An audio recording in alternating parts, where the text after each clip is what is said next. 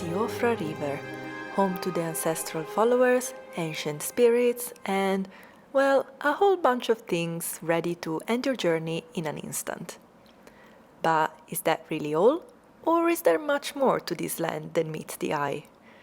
Hello, fellow Tarnished! Today's story is all about unraveling the mystery of the Ancestral Followers, figuring out the purpose of the Ancestral Spirits, and making sense of all those dead trees scattered around Siofra River.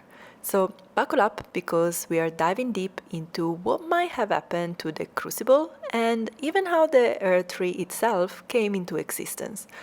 And that's not all. Along the way, I have stumbled upon something even bigger. What Marika's relationship with these lands truly is, and how the strange tablets found in her bedchamber might tie into the long-forgotten rituals of these ancient people. So, let's start with the obvious. Who are the Ancestral Followers? Well, they're clearly worshippers of a long-lost faith. And what was this faith? Well, it was a belief in the simple yet profoundly complex process of death and rebirth, a cycle carried out by the Ancestral Spirits. So, what do we know about these majestic creatures, the Ancestral Spirits? Well, they have a very distinctive look. Aside from being giant moose, of course, it's the horns. Wait, are those actually horns? Because if you look closely, they're not just horns. No, these are plants? Yes, they do appear to be sprouts. This is backed up by the description of the Ancestral Spirit's horn, an item cut from the horn of the regal Ancestral Spirit itself, which states, a number of new growths bud from the antler-like horns of the fallen king. This description also gives us the first clue: life grows from death, and through that, power is gained. It implies that the horns, or rather the sprouts, play a crucial role in the cycle of life and rebirth. And so, who was this king, and why did he fall? Let's look at the remembrance of the regal ancestor for some answers. It says, Ancestral spirits exist as a phenomenon beyond the purview of the Erdtree. Life sprouts from death, as it does from birth. Such is the way of the living. Right, so let's unpack that. These creatures and their practices don't follow the rules of the Erdtree. When it says ancestral spirits exist as a phenomenon beyond the purview of the Erdtree, it implies that they operate outside the dictatorship of the Erdtree. They have their own rules. Now, that phrase, life sprouts from death, is really intriguing. It uses the word sprouts again, just like a plant does. This could imply that death in the world of Elden Ring literally creates life in the form of a plant or sprouts. And we can see that for ourselves. So, are these spirits connected to some ancient natural process that predates the Erdtree? Yes, and it looks like we can back that up. The item description for the fur raiment worn by the Ancestral Followers states, the Ancestral Followers keep their distance from the Erdtree, awaiting new buds. They are certain to sprout from their very flesh and indeed their souls.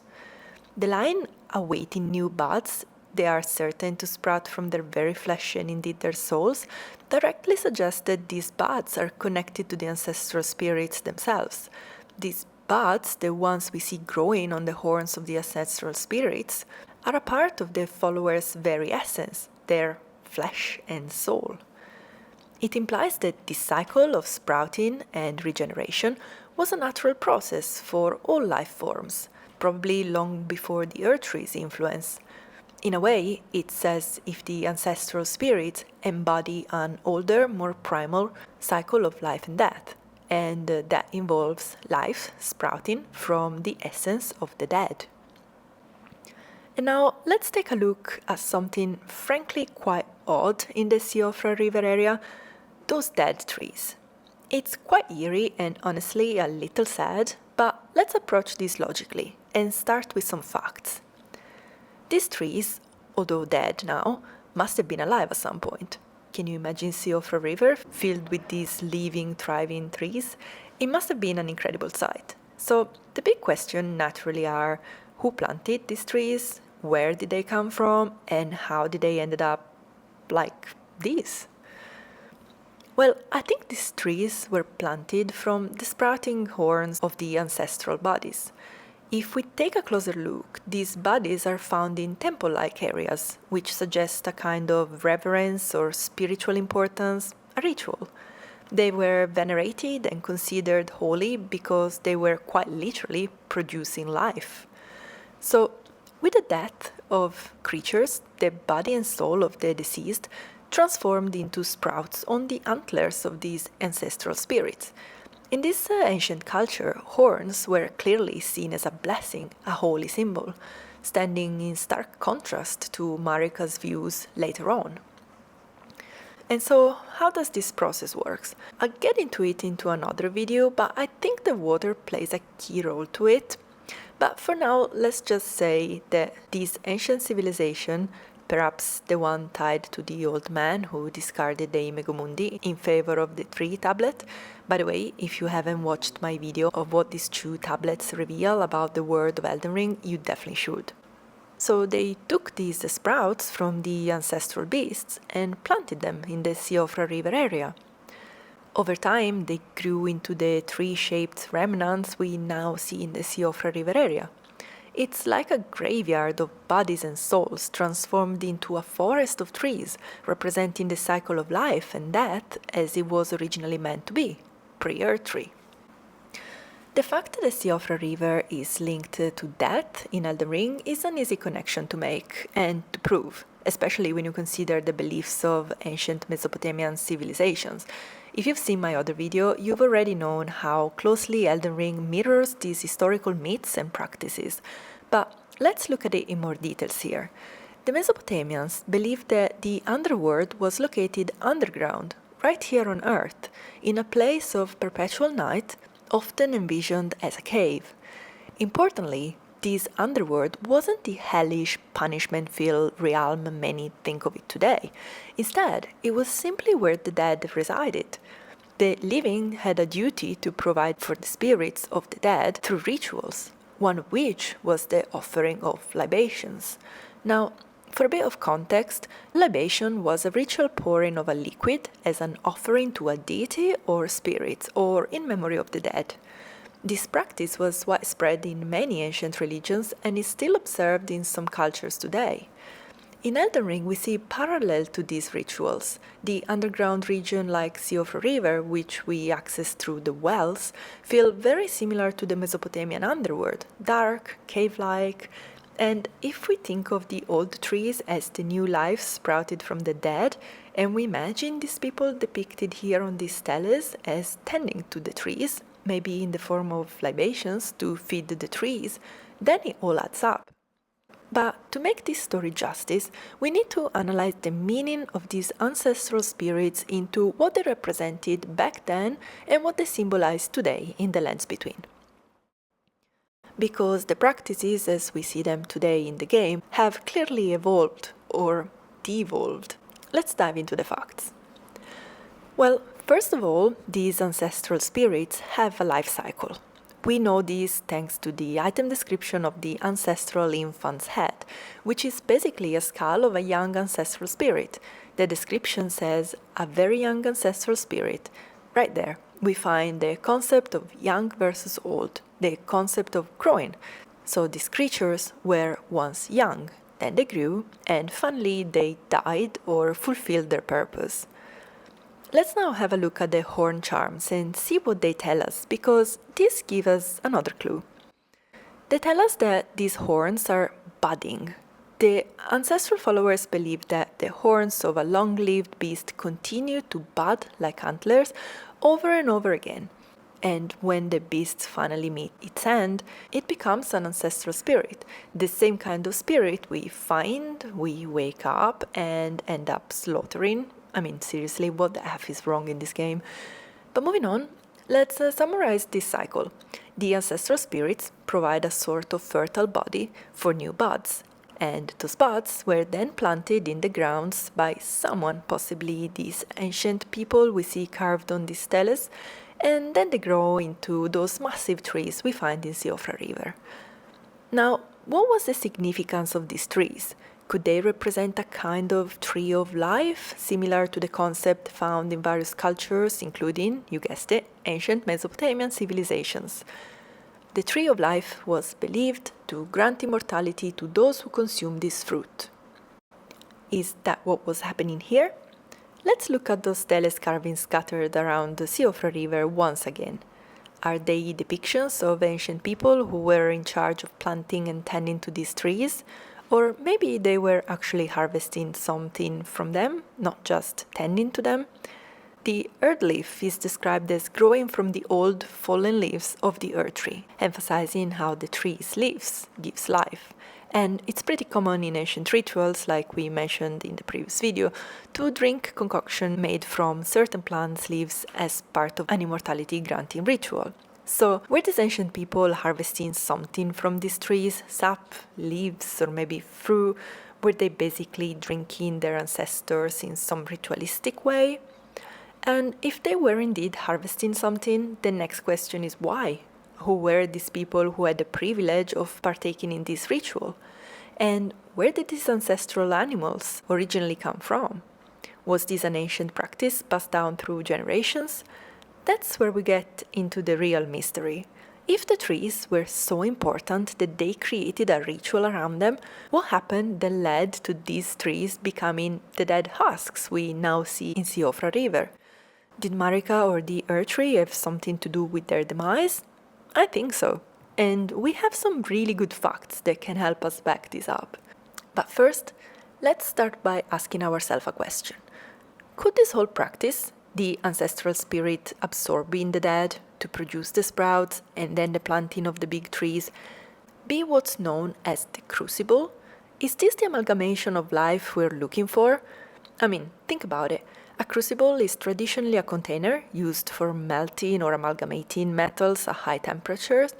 It's where different elements fuse into something new, often under intense heat and pressure, but the term crucible is also used figuratively to describe any situation where intense forces lead to the transformation, amalgamation, or creation of something new. So, are these creatures, the big moose, and the whole process they are part of the crucible? I think it's definitely a possibility if we consider a few things. First, the Erdtree is often described as an evolution of the crucible, but it's never explicitly stated that the crucible was also a tree, or better yet, only a tree. This leaves a lot of room for interpretation. The crucible might have been more of a process, a natural cycle of life, death, and rebirth of all creatures into one new one, the tree. Second, there's the veneration of the horns, which are actually plant sprouts, as we saw. This suggests a practice of celebrating life sprouting from death. Take a look at these charms associated with the Ancestral Followers. They clearly depict tree saplings, like little sprouts, right? Now, compare these to the charms associated with the Hornsent. They share the same names, only with even more powerful effects, but they don't look like simple sprouts anymore. However, we know they originated as such. They say that horns sprout and grow, but what if every horn we see in the game is really just a budding plant and not a bone horn? To further back up this claim, check this item out, the budding horn. This description reads, a rarely seen specimen of a young budding horn found by hunting herbivorous beasts. This horn began to sprout on a beast that typically bears no horn. Perhaps it's a vestige of the primordial crucible. See the word budding? It feels deliberate here, almost like they're emphasizing the plant-like nature of these horns. It's as if the creator of these words simply called them horns because, well, that's what they look like. But in reality, they might just be tree sprouts, not horns at all. And then there's the mention of the primordial crucible. If this horn is a vestige of it, that means the power of the crucible is still alive and kicking. The word may have introduced a new order, but the energy of the Crucible continues to persist, trying to bring all life together again. It's like a very subtle middle finger to Marika from the Crucible, but here's the real plot twist. We talked about the horns and the Hornsent, a civilization that saw these horns as blessings, and where did this belief come from? Let's take a little trip to the Specimen Storehouse and check out all the interesting things we find there. We are all more or less familiar with this place, lots of creatures with horns and even a larger number of tablets, the very same tablets, in fact, that we know are in Marika's bedchamber. Curious, isn't it? Now, here's where things get really interesting and where we start seeing proof that the Hornsent were studying this ancient lost civilization, the one tied to the Ancestral Spirits. And while this topic deserves its own video entirely, let's just quickly look at some key facts. One of the most striking connections is that there's an Ancestral Spirit skeleton in the Specimen Storehouse. Yes, an actual skeleton clearly moved from the underground rivers to this place, which honestly looks like some kind of research section of a science or natural history museum or even an ancient university research lab. It doesn't matter. It makes you wonder, were they trying to study the origins of the ancestral spirits, maybe to better understand their practices, their cycle of life and death, and perhaps how to exploit it?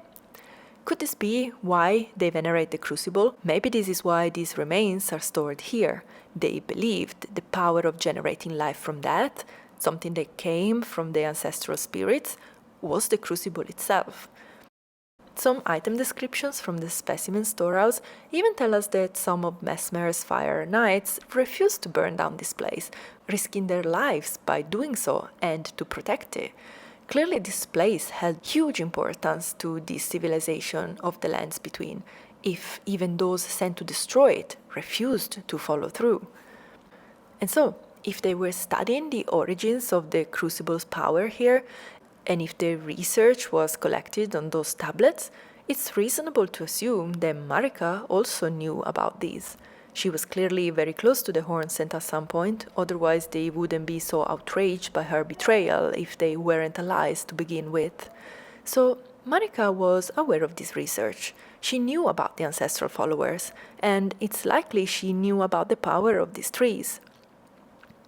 The tablets in her bedchamber are a clear sign she took some of this knowledge back with her before sealing everything else away in the Land of Shadow. For now, we can say that it feels like the world of Elden Ring has forgotten this ancient practice tied to the ancestral spirits. The horns we see in the game, they're clearly sprouts, but everyone calls them horns because they grow on animals, and sure, that makes sense to them. But the game seems to be subtly nudging us towards the idea that no, these aren't just horns, they're something far more ancient, meaningful, and alive. Perhaps these horns or sprouts are the real proof that the power of the Crucible is still lingering in the lands between. But let's now shift our focus to the Ancestral Followers for a moment. Who are these guys we find roaming the ancestral grounds? Well, I think it's pretty clear they are followers of this ancient faith, venerating these creatures that have the power to sprout life from death. But here's the thing. I also believe they've been interpreting these ancient practices in their own way. Sure, they seem to understand the concept of sprouting and rebirth, but I don't think they fully get it. First off, there are no new trees around the Siofra River area. Or well, there are trees, but they're not the kind we're looking for. To me, the old trunks look more like the minor Erdtree, something grand and life-giving. So what we're searching for should resemble something more like these, or maybe even these. So the Ancestral Followers are clearly not harvesting the power of the saplings born from the Ancestral Spirits. They seem to understand some part of the process.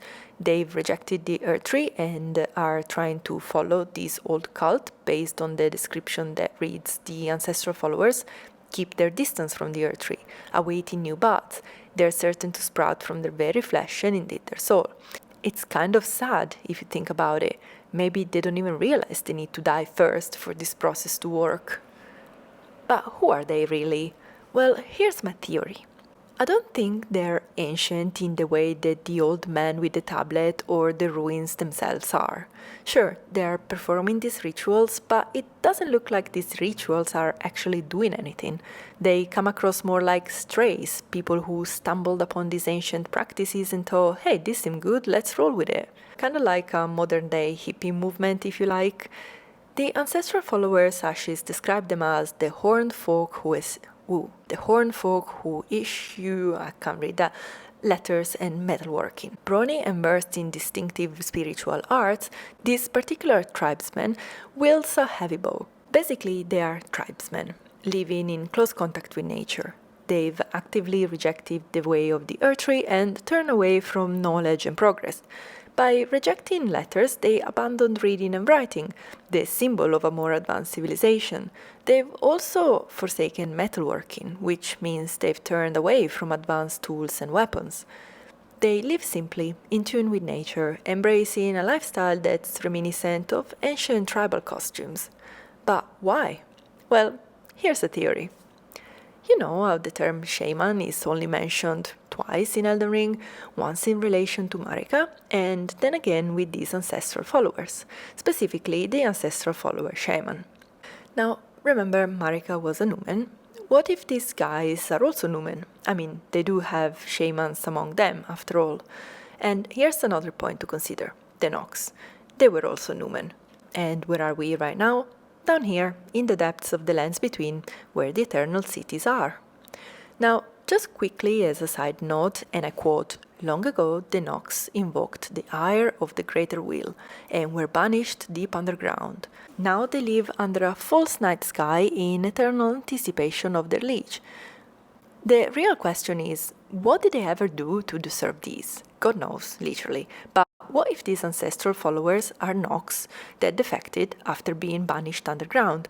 The greater will, closely tied to the Erdtree, let them down, and we know that the ancestral followers keep their distance from the Erdtree. I mean, if there's a god that can zap your entire civilization underground, I'd probably keep my distance too. So, what did they do?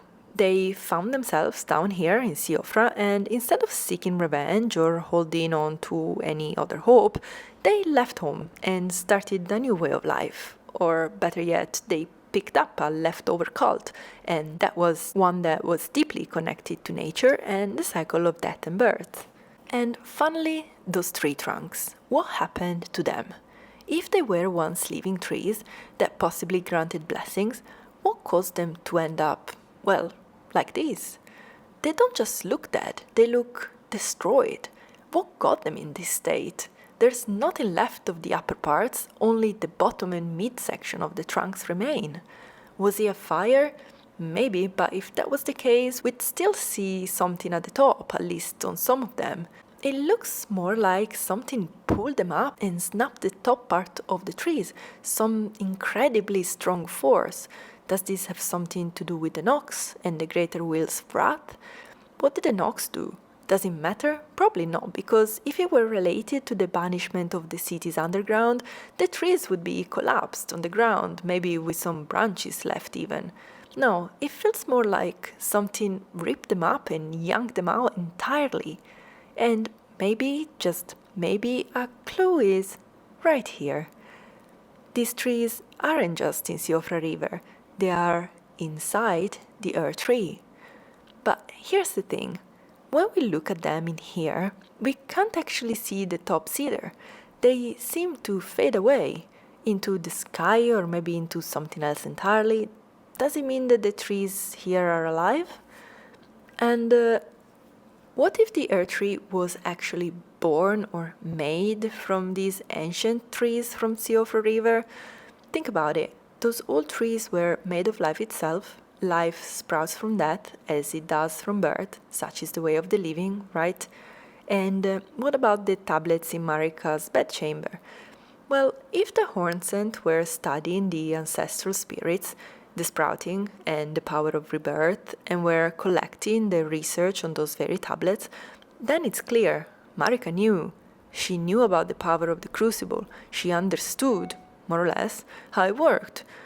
Whether it was out of ambition, creativity, or a desire to create something better, I can't say. But what she did next was remarkable. She gathered all these blessing-giving trees and fused them into her own mega tree. Now, here's an interesting thought. Could the Erdtree healing power actually be derived from these ancient trees? Most of the Erdtree incantation in the game center around healing and restoration, essentially giving life. It's almost like Marika captured whatever was unique about these older trees and concentrated it into the Erdtree. Maybe she recognized the power of these trees and decided to create a super tree for her own use. This idea mirrors the tale of Inanna we discussed in the other video, where the not yet goddess steals a tree for personal gain. Maybe Marika didn't do it alone, perhaps she had help, but by stealing the trees and tampering with this natural order, she messed things up. She tried to remove death from the cycle, as we know, and that's where it all went sideways. While she could temporarily ride on the fumes of these ancient trees, they were bound to run dry. No deaths mean no new life. It's like trying to keep a car running without ever refueling it. Eventually, you're going to sputter to a stop. We even hear it in the lore. In the beginning, everything was in opposition to the Erdtree, but through countless victories in war, it became the embodiment of order. This tells us that the Erdtree wasn't some universally accepted gift to the world. It was forced into place, eventually becoming the tangible symbol of order, which, let's be real, it's pretty dark considering that order in this context means the Elden Ring, aka the Elden Beast itself. Basically, a monster disguised as harmony which took residence inside a powerful healing tree. I'm not sure how I feel if we look at it from this angle. Then there's this description. The Erdtree once flourished with abundance, yet it was only for a fleeting moment. Such is the course of life. This line circles right back to what the Ancestral Spirits have been trying to teach us. There's no true life without death. Thus new life grows from death, and from death one obtains power. Maybe Marika did obtain that power, but only for a while. The Erdtree ran dry because it wasn't sustainable. In the end, life sprouts from death as it does from birth. Such is the way of the living. Marika's decision to seal away the rune of death was her attempt to create a paradise of eternal life, but in doing so, she unknowingly broke a fundamental cycle. She disrupted a balance that was crucial for the world's survival. Ironically, her attempt to control life was the very cause of her downfall. And why is that? Was her research not good enough? Or maybe the tablets in her bedchamber show us an attempt on her part to fix what she broke. Perhaps Marika didn't fully understand why it stopped giving blessings. Maybe the original research done by the Hornsent was incomplete. Maybe they never figured out the entire cycle, and Marika believed the tree would just keep producing its sap forever. There are so many more mysteries left to untangle. For instance, why does the Erdtree look so crap when we look at it from the lens of shadow? Why does it seem like there are two trees? Are there actually two trees? And why is one of them still giving sap? Well, I think that this is a really interesting story, but definitely for another time. Thanks for watching.